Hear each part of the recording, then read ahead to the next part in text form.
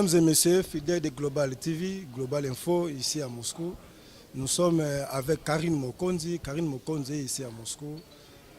Tolinga ito solona ye makambo ebele concernant sa vie professionnelle, notamment la nyonso ya salaka. Donc voilà, elle est à mes côtés, à qui je dis bonsoir. Bonsoir Yaya, bonsoir Naba dans le monde entier, au Bolanda biso de partout et surtout qu'il y a boss ya site, donc voilà. Donc voilà, on a pour la boss ya site tout ça bon on a trésor Kachina, maître SPP à Bogar. Donc voilà, la caméra tout ça on a Eric T10.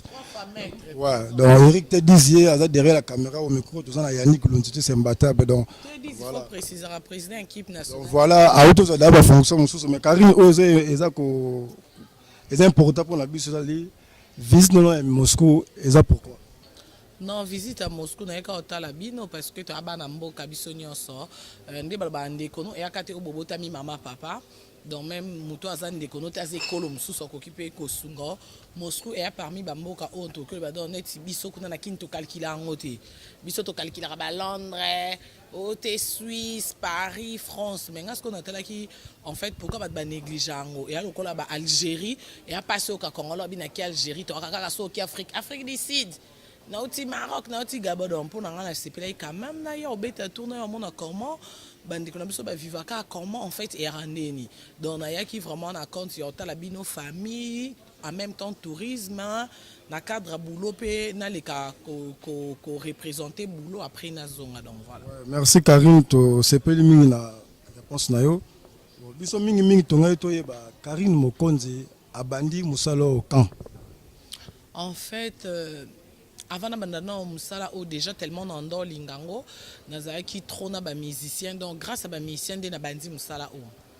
donc grâce na bango nando qui ba rap trop nando ya musique qui trop donc grâce na bande na bandi musalo et puis na ba yaya o ba aider nga lokwa ba noila madinga madilove ba Henriette ka jinga o ba ndoza nanga tout moment lokwa ba papi mboma ba aidanga na ba conseil parce que musalo no kyoko satinga na tangeli yangote même pas na sali même pas cours du soir au non ezaka et là on a lingi mais ce qu'on a zana bato batangeli yango o basala yango grâce na bango nde bande ko edenga na ba invité net so na vie na nga so na mba papa yamba c'est grâce à Henriette Kajinga pour na ndenge na mon papa yamba yebinga en fait nga na utaka ndako mba mona linga musique mais na ndo nga pe musique ya wenge ba vivre na ndo kendete mais grâce à Henriette na ba Noëlla lelo na koma o nazali parce que nzamba osala nzamba kitara sala à travers bat donc nzamba sala à travers bango donc voilà. Voilà Karine Mokonzi olobi soki osala bandaki miso oyo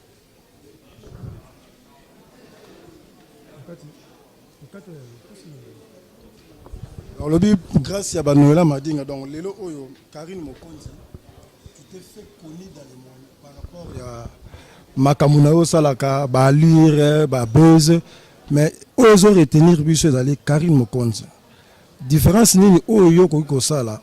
entre vie professionnelle na vie privée na yo. En fait nga sala penza différence té parce que nga déjà mambu o bat basala nga na lingango te nga linga osama nga à côté parce que koye bana déjà aucun na vie privée parce que to la to la muki o mona peke mutuna mona faire rigoler te mona ba on fait rigoler bota à 3 na bana 11 pour ça faire rigoler mais exactement sous na garçon moi na bana 20 mais tellement yebiété moi le ba m'emmener exact donc net biso ba to yebana boto na vie privée et nga ça la différence te bref ane ke nga na memela ba to vie privée na nga Karine Mokonzi so na lie pizza na filmer mukolo na lie fufu na ngai na filmer na lie na fourchette na mbeli na filmer ce pe na lie na mabongo na vandi na scène na filmer en fait nga na complexité parce que na mona ba star mingi ba vedette ba ela ka ba fan na bango kaka aspect ya koseka donc biso ba fan ba kaka na posa bango na ka bomona kaka nani hérité era sekaka mais or que malgré hérité rappelé na air mon peu boy avant na romi tout na mais comment ezo simba te comment likambo na ko kango to moni bato balinga biso il faut ba biso na ba aspect nyonso que Mikolo Karine Mokonzi za moi si intel Mikolo Karine Mokonzi c'est casa bien te Mikolo pe ba boyani donc nga vraiment vie privée na vie professionnelle en différence est raté parce que nga na linga ezala pété parmi ba émission non nyonso sala depuis obanda carrière na yo musala o ya journalisme émission ni o yo sala ke matisa yo oyeba na monde entier. En fait il y a ba émission le quoi misatu émission liboso ezaki parmi ba émission eyedaki nga ezaki émission na héritier wata na la samba parce que bat bayebenga ku journaliste était bat pe bayebinga pété et ara Karine Mokonzi moi na papa bon na maman bon ka ba famille na ba na quartier na biso bayebinga mais héritier wata zale héritier wata loko azaki de avier na coulisse apesanga interview o bat bayebanga te donc bat bayebanga à travers héritier pour muto wata la ke bayambi héritier maman mtoko molandela ah mais fianga yambi héritier zanani ah tu vois puis comment ça la nini bat bayebanga bon libanda la samba je crois donc on qui parmi émission dans liboso yami balé je crois eza occasion au papa chéra pesanga herba combattant ba boya musique et beta ande ko insister ya robeta donc to ça na émission dimanche concert eza samedi to ça na émission dimanche et si bana poto que mardi na ya na orchestre to beta mais concert en beta marati mukilinyo se télémara combattant télémi bat bayebanga ke jiba utolo bana micro moi boye so ipa uti wapi na bat bakomo Lucas comme on peut mtabengi oh Karine oh isa yonde ah il faut boka ah émission Misato eza offert rigola émission to sala qui première soin auto ko sala kala mingi en fait ezaki anniversaire ngaka le 6 novembre mais émission na to sala le 7 un on a fait rigola bisanga bi Karine auto sana no peso eza kwa cadeau ezate ke banda na zala fait rigola te mais banda na botama Hervé Gola mambo na ngina sana na salate pour na banga ki na bi mamni fait rigola sala asombela de ba mise mi tuka a mémoire que c'est na poto eloni on nga sana on salate. Et puis elle s'est azolo ba mambo na loba te pe soki na lobi yango na loba li susute en fait et parmi les émissions oyo na 2 jours to ça 80 000 vies au ceinture que banda na zala Karine au téléphone na ngeso na bonté non na zo sécurité bonté donc ngamo na va na ndako na omona ke on dirait na za susu na sécurité ti pour na ba appel message na autant ba commentaire donc en tout cas saturé donc voilà Karine ozo so la pena kitoko biso tonga to yeba Karine Mokonzi biso tout oyebio par rapport à Fabregas. Le Fabregas azali monto yo asalaki ke yeba na partout na ba dédicace et tout bon. Kolongwa e pas à Fabregas pas héritier. Ça la maki comment? En fait, sur le bikoye banga kuna en fait, je ne pense pas parce que et alors la moto ape fan wata lelo okol banayebi David Monso pour na wata. Mais or que Camerounais pas koyebi so ke tenga na yebi David Monso pour un producteur Arafat. Omoni donc voilà wana mutu na mutu ayebi na moment nini ayebelinga so yo yebinga na moment oyo peut-être na la kinaye Dieu merci mais je ne pense pas parce que naye ayebanga et pas wata donc ceux qui balobi kunde na travailler na wata na skala travailler na ibongote et pas wata na futa studio te et pas wata naza simple petite nae naza tache de presse naza famille omoni dans ce to solo na ndenga famille pour ceux comme na ndenga ba journaliste c'est que wata tala que te ba journaliste na mintu faut papi mboma il faut to lukaya mami il faut voilà mais elle achara non Karine liboso c'est parce que tala non petite sœur image que Karine ana image nanga donc voilà donc pour nous loba que ngana yé déjà to huta wenge et ngam ta memanga wenge c'est héritier yé muta simbi c'est un micro andima aimba na wenge c'est héritier et ngana ito ndo kende so qui même clip au concert ngana ito kenda ne héritier lali to ze héritier la mkapoto senga jean ya disquarette poto senga moi chemise moko boye RPI à Longwe, seul musicien au ande ko soutenir biso ana wenge za héritier po bango tu bando banga pona minzane za kiso Longwe wenge guerre mérité azagi na wenge maligrana teva soutenir que te wana frère na nga sa musique ne ke bien et mon peut na rep pe bo route poto côté biso pe 500 € rep panzani biso na ba ministère comme ko changer bon on comprendre donc pour nous loba que en fait yé ayebi dans ce bat baloba ke ko longwe pas ne ko yé pas wata même yé moko azana au CPLAT ayebi ke ngana he to zana biso pas wata malgré bat ayebi ke to longwa te to zalara voilà Karine Mokonzi tu es cité na makamonyo so ya mabe mutu babwake limbasu Karim tabwake mutu basali boy Karine abwake yo moto on vanda kitange ime bazo cité na makambu yo moko ya mabe et ça la comment? Non, en fait, c'est que comment on s'allanga bien et puis deux fois, on commence à citer na maman mabete na comment provoquer en encore. Parce que avant d'endoyer en fait au moins les bossu bando sanga pasi que ah ndeni ni muto la muki kuna Karine Mokonzi muto après na ko yeba que ndenge baloba que mabe mususu au moins yana muto mususu salo mabe po a humilier yo OK na ko luka ko salo mabe na azo peso chance ngale lo so Karine Mokonzi bato ko mo linganga mingi c'est parce que bato ko mo yo kilanga mawa au moins pe amuta vandi a bengo la baronne na chelo $1000 pour na mo ba combattre to koma bango nyonso ba finga kayo te balekisi donc au monde ke mutalinga côté ana tina noté mais ba tout tellement ba fingo autre PC mawa akomi posa a aider yo approcher enga na profiter nango herba idanga isalanga bien ya on te celle ke naza Karine Mokonzi pour lelo même yo so yo ki ke Karine ayibe big na mutu no lo ba ke mais Karine poanya yibi fa ka senganga omoni do yo pienga biki ya pienga papier duplicateur o kuna pienga cré et salinga nazala Karine Mokonzi le na mambo mabebele déjà o batanga akombo na lelo to ana Freddy Masimango yeso boake fo bakisara gel show na suka pona ni te yem ta gel show makasi donc au mona ke tozana ye moko mona ke talikte la baron likambo bandoko solo parce que ko yo kana ko mona ona kozana c'est deux choses au moni le congolais richesse c'est comme kimtia mabelo ba vie monstre yaka ke mutavanda tel ke amendeni ngabe na moi si Karine pe moi si mais ata boke conseil pour ngana kana biloko ane ngabe nzo moina ba si tout ya presse na bitu na longoli mutu te c'est autant mona ba comme ba complexé parce que y a na place tête au kende ba bandi na soli sauter de na leader yo wana aibike ata yo za petit mais fa banda na obwaka parce que vous en biloko dit te oyedi ane lo te yedi mo ba ko mo beta bete papa mba bloni no sanoni ye mo no kolo biloko ba beta ki siko senga na zi bloni c'est que ba ko ndo beta biso c'est comme de tout le monde yo za soutenu pas non yedi azavie nanga en fait moni ba yedi baba monument lelo papa mba kufa to commissaire héros or que bat le roi papa mba ba ki na posa era na ba mo to reconnaître grandeur na peut-être ngai ba xele mikolo et on a ça pas ba viedi lelo viedi so ki a daye to zana na image wana te viedi ngana zala mona mukeno ra viedi na ko mama bimba viedi tina ko mistar ngana viedi to yebana déjà et à moi jar ngana viedi to ebana viedi ba bongisele voiture ngai na uti na ngana prince na kati sa na ozonga viedi aibisanga bi mama to kanga photo na lelo esanga kwa liboma na tali papa mo amulai no mona longe dingo no mona de amtakisi sko zo ebisanga ke afan na ngai ebisanga mtabongo orowina mutu loko edingo za fan na yo edingwe mbala moko bon akoti sanga na liste ba petite na vie edingo yake pa na nga sans kobenga so aza na problème abombela ngate na kendaka tina ndako na yebi mwasi na yebi bana na ye donc ngapo na nga na zoake monument mboka parce que lelo to ana ba mi balete donc yo lingate vie edia kufa pona yeba ke vie edia aka danger tende nga na bomo yo na zalanga ni bongo ba respect belé na vie edi donc pona lelo Karine na katcho malobate relation ni zo na ngana ba musicien congolais dans une relation bien na ba mission au bazana nga bien mais na ba mission mususu tellement que aza complexé mission ni banzano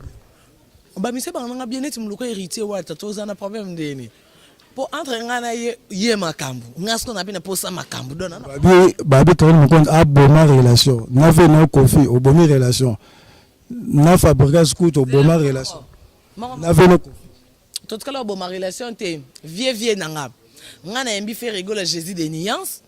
fait rigoler à lobby makambo est concerné et le ko net yo yambi gaboy donc na koki ko ka pekanda na fingi le kechu seul kechu silike le seke ana problème mutu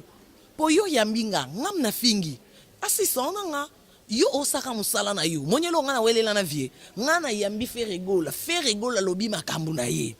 via facha or que nga micro na nga pe na boyeli o pe vie te vie so lingi do de réponse oh yakanga na oyamba yo on a fallu musicien tu nga na bi musicien na kombona ta mutasale ko kimakini wa bata na musa nga na kimakini responsable na yego mutasale azala yemo kuta yebi ke solo bine mamba bongo obanga makasa walinga tolo bona micro boy omoni ndenga zana outinda batune ba bengo ba komuni ba biso mbasi makosala abongo te oh po yebi nga ko se samba jana te nga moko ya bana na yo auto ça 3 jours na makala oh mega niveau ne yango na te wona ya mambo bana se baba lukana poto nga etanke mukolo wona ya niveau na ye parce que moni ngande na boy nga Karine Mokonzi sokoti na internet o mona RNS ba finga ka ba mission yo ya Karine Mokonzi asali boy ka jamais o mona na va na micro boy net nga boy na banzo répondre quoi mama loso nga net boy na vandi ba mama loso na moi ça fait voir moi ça babia ya net nga na yambi nga boy sko na lo ba mambo moi ça tambula mtakala na Londres wana soki ya ba ken na niveau na nga moni nde ya na Londres am ko na nga na mona ke niveau na nga te donc mona pepe en fait omoni ngolo balingo de Karine ozali excusez-moi pour le terme ozali direct na maloba pourquoi c'est parce que naza hypocrite te ya ne te na vandi no so makile kutani te non ça semblant te parce que moni na ça semblant sentiment ne mutaboma mutu pour tellement na lingio te mena ngana la sabat ke na lingio mena inio mais naza no pe tellement approche na no salon mabe facilement pour la linga côté mais or que ça hypocrite te no laxo pe ay ke ngana e le katedo yo moko mona pe ke te fio yo e simba ko tout ngana za bongo pour na mona reloko ko banga te sko mabe na biso ba congolais aso eka mutana succès to mutaleki yo ata sali mabe komi malam tenga sko bongo ele karaté donc bona ko ba ke net nga na ki para batu ya niveau na nga au moins batu niveau na nga ya net ba muchopi ba tantine Fanny ba Coco ba Sophie batu niveau na nga net me ko nyama kor net nga Karine avant na ba na nyama kor ando finga nga ayebi non na répondre te omoni Rena Bir aliaka na ndako na nga alatra biloko na nga atambola na nga lelo Rena Bir so azui mwasi na poto aye afuka melanga nefse okofuka matabila baron nazara kuna na ndo fingo melo na zo mwasi poto pa ebisanga bina afa na Karine omwendenge ka osengi Karine pardon mbamo na lingio na opio mukanda Rena Bir otso bala sko yebisa mlora Rena Bir so na zora ta init o répondre nangena koma na niveau ne masaila nga 100 émission finga ka elelo ana maboko na nga po ani po na tala yake yete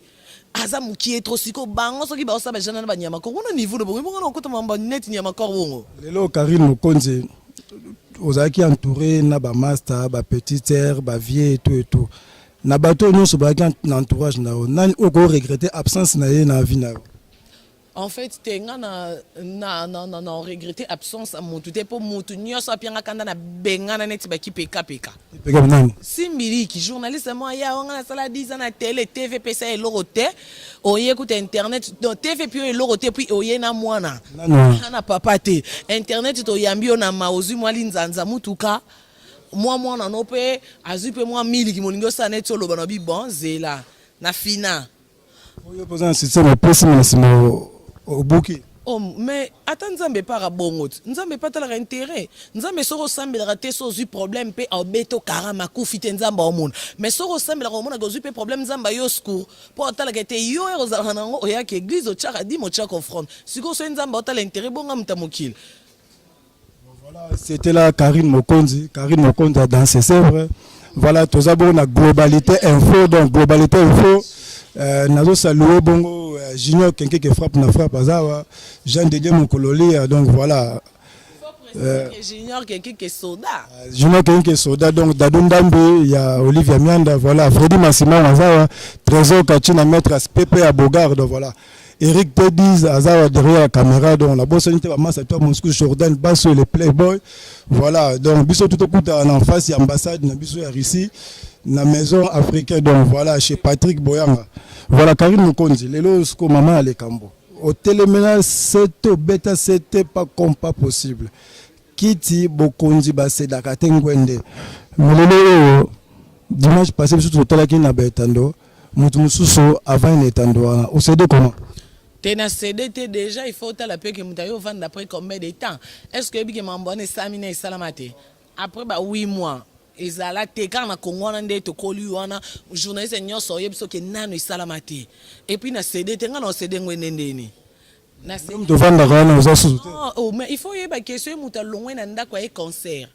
aya rapport mon leader pour mon ba musicien mais avant leader mata ba enlever les rideaux ezala rapport na ko chauffer instrument ezala ngwana pour na ko chauffer son ingénieur micro matissa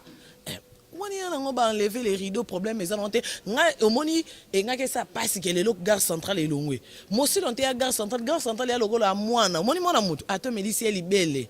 ato medisi pendant 10 ans un mwana na okolo ba biseka ke ora maman noté ata maman na chega ke luka maman nga isengo na nga ya ngwana komona que quand on dit gare centrale c'est comme sur le bi Karine Mokonzi et sengo na ngo ya ngwana suspension na yo c'est dit à quoi to la muki Karine Mokonzi suspendu c'était au fait quoi suspension na c'est parce que na ndo voyager trop en fait na RTGA ba bisenga naza na respecter na ba chef wana pe na senga ki on déjà pardon na ndo voyager na senga permission te do ezaki ka balali balamuki na chef photo na Angola balali balamuki na ke Nairobi ba bisenga ba avant voyager il faut ya ko senga lettre mais si ko tellement que non ça ba place belé na la team en même temps na RTGA en même temps na la fondation omoni emso solo koti sa lettre boy moi ba perturbation na nde ba pesa nga suspension on a sala ki 6 mois mon ba voyage raté et na moni pe que libande zo benga nga tro yon ba mona ki voyage na liboso za ki Kenya après Kenya na ke na utaki Algérie et troisième on a